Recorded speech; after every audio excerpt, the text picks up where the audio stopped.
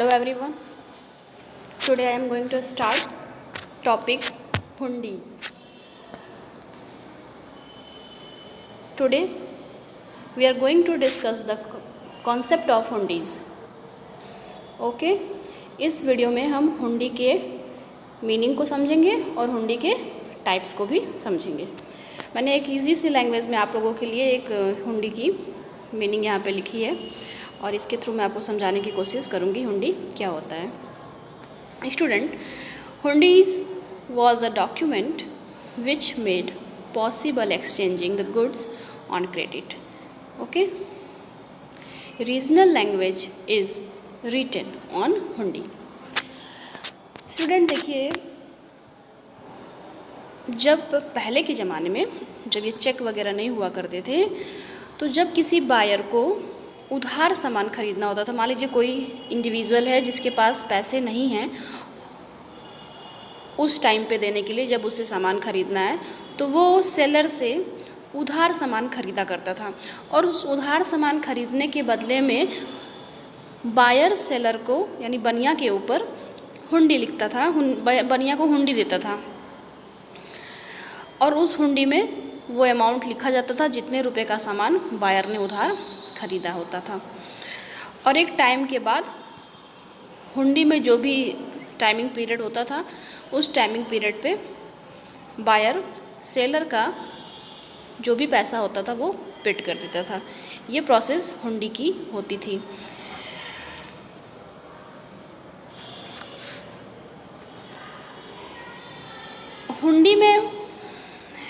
हुंडी rights on an unconditional, जो हुंडी होता था स्टूडेंट वो अनकंडीशनल बेस पे होता था।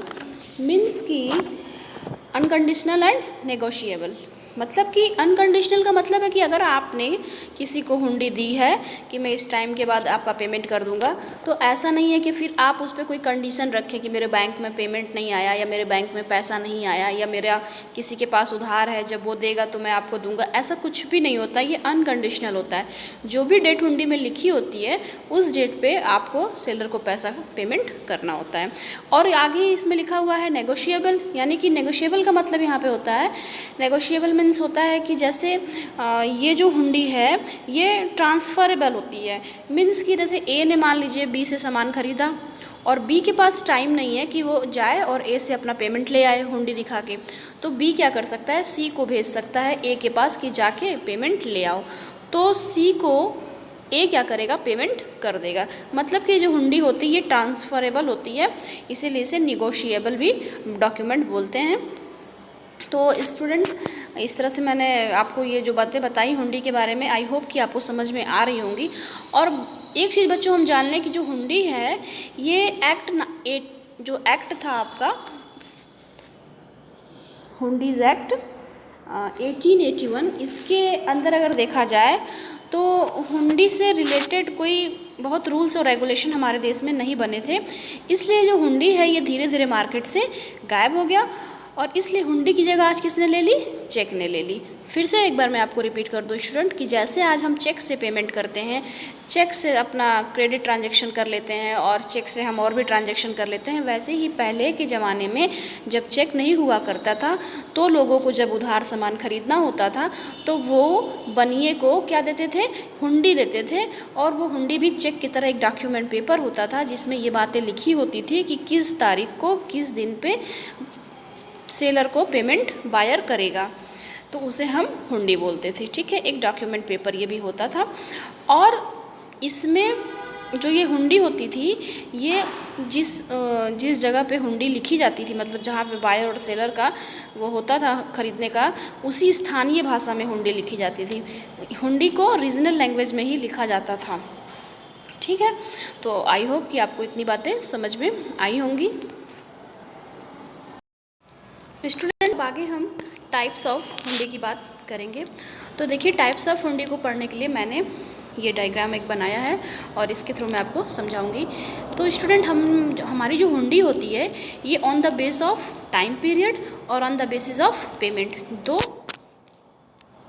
पार्ट में ये डिवाइड होती है, जैसा कि देखिए यहाँ पे लिखा हुआ है on the basis of time period और on the basis of payment. Okay, तो on the basis of time period की अगर हम बात करें तो हमारी हुंडी दो तरह की ये होती है, दर्शनी हुंडी और मुद्दती हुंडी। ठीक है, on the base of time की अगर हम बात करें तो दर्शनी हुंडी और मुद्दती हुंडी। अब हम इधर देख लेते हैं on the base of payment.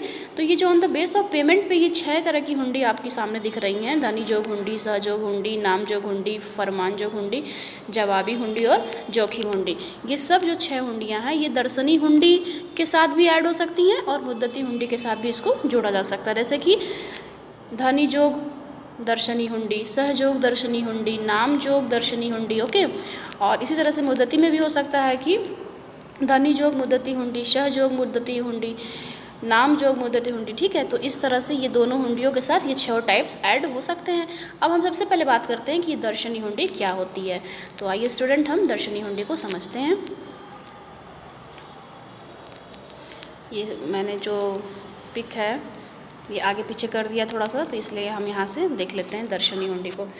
तो दर्शनी हुंडी, द हुंडी of which payment is made when ever it is presented in front of the bearer is called दर्शनी हुंडी। ठीक है, ऐसी हुंडी जिसका कि पेमेंट तभी कर दिया जाएगा जबकि जो सेलर है वो उस हुंडी को उस बायर के सामने प्रेजेंट करेगा। जैसे ही सेलर ने वो हुंडी बायर को दिखाई तो बायर को उसी टाइम पर उसका पेमेंट करना होगा। ऐसी हुंडी को हम बोलते हैं दर्शनी हुंडी। ओके, अब हम बात कर लेते हैं मुद्दती हुंडी की। तो ऐसी हुंडी जिसका पेमेंट उस डेट पर करना होता है, बहुत ज़रूरी, जो कि डेट उस हुंडी पर लिखी होती है। मुद्दती हुंडी में हुंडी के पेमेंट का डेट टाइम लिखा होता है और उस टाइम पे उस डेट पे हुंडी का पेमेंट करना नेसेसरी होता है, तो उसे हम मुद्दती हुंडी बोल देते हैं। और दर्शनी हुंडी में हम उसको बोलते हैं जिसका पेमेंट हम तब करते हैं जब सेलर बायर को वो हुंडी प्रेजेंट करता है। तो आई होप कि आपको ये टाइप्स ऑफ हुंडी में दर्शनी हुंडी और मुद्दती हुंडी समझ में आ गई होगी। अब हम आगे चलते हैं और हम ये जो on the base of payment पे ये 6 तरह की हुंडी है इसको समझते हैं। तो सबसे पहले हम देख लेते हैं धनी जोग हुंडी।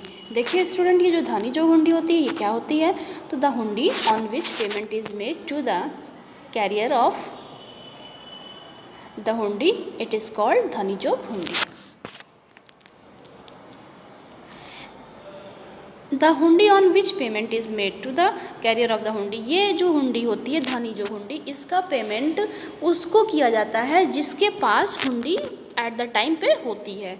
It is called dhani jog हुंडी। जैसे मान लीजिए कि ए ने बाई किया सामान बी से और बी किसी कारणवश ए के पास पहुंच नहीं पाया पेमेंट लेने के लिए, तो उसने सी को भेज दिया। तो अब उस टाइम में वो हुंडी किसके पास है? सी के पास है। तो ए क्या करेगा? हुंडी का पेमेंट जो भी अमाउंट होगा वो सी को पेड कर देगा। तो इस तरह की हुंडी को हम धनी जोग हुंडी बोलते हैं। अब है शाहजोग हुंडी की बात कर लेते हैं स्टूडेंट। तो देखिए शाहजोग हुंडी क्या होता है? शाहजोग हुंडी, शाह का मतलब होता है कि शाह का अगर हम मतलब सिर्फ समझें तो इसका मतलब होता है एक सम्मानित व्यक्ति और जिम्मेदार व्यक्ति, बाजार में लायक व्यक्ति जो होता है। ओके, ये हुंडी जो केवल एक सम्मानित धारक को दी जाती है। The hundi on which payment is made to only respectable person, it is called Shahjog hundi. तो इस तरह की हुंडी को हम शाहजोग हुंडी बोलते हैं। और अब हम बात कर लेते हैं नामजोग हुंडी की। तो नामजोग हुंडी, देखिए the hundi on which the payment is made to only the person whose name is written on hundi, it is called namjog hundi. एकदम सिंपल है स्टूडेंट, हुंडी पे जिसका नाम लिखा होगा उसको हुंडी का पेमेंट किया जाएगा और इसको हम नामजोग हुंडी बोलते हैं। मीन्स कि the hundi on which payment is made only the person whose name is written on hundi. Okay, एकदम सिंपल लैंग्वेज में। अब हम बात करते हैं फरमान जोग हुंडी की। तो देखिए स्टूडेंट, ये फरमान जोग हुंडी क्या था? The hundi on which payment is made on order to called Farman Jog hundi, यानी कि ऐसा हुंडी जिसको कि ऑर्डर पे पेड करना होता है वो फरमान जोग हुंडी कहलाता है। सिंपल एकदम। The hundi on which payment is made on order to called Farman hundi, यानी कि बायर जो पेमेंट करता है हुंडी का, वो जब उसको ऑर्डर दिया जाता है हुंडी का पेमेंट करने के लिए तभी वो करता है पेमेंट सेलर को, और ये फरमानजोग हुंडी होता है। अब हम बात करते हैं जवाबी हुंडी की। स्टूडेंट थोड़ा हम ध्यान से समझेंगे जवाबी हुंडी को। मान लीजिए आपने किसी सेलर से गुड्स खरीदा और वो सेलर काफ़ी दूरी पे रहता है, तो आप क्या करोगे? वो अगर काफ़ी दूर पे होता है तो आप बाद में आपको क्या करना है, सेलर को पेमेंट तो करना ही है, क्योंकि आपने उसको हुंडी दी है। तो ऐसे में होता क्या है कि आपने गुड्स उधार पर ख़रीदा है और उसके लिए आपने जवाबी हुंडी लिखी है, तो आप उसका पेमेंट कैसे करोगे सेलर को? तो सेलर को पेमेंट करने के लिए आप क्या करोगे? आप दूर हो, वहाँ जा तो पाओगे नहीं, क्योंकि उस टाइम पे बहुत ज़्यादा साधन तो हुआ नहीं करते थे। तो आप क्या करोगे? बैंक का इस्तेमाल करोगे। जी हाँ, जवाबी हुंडी के लिए हम किसका यूज़ करते हैं? बैंक का यूज़ करते हैं।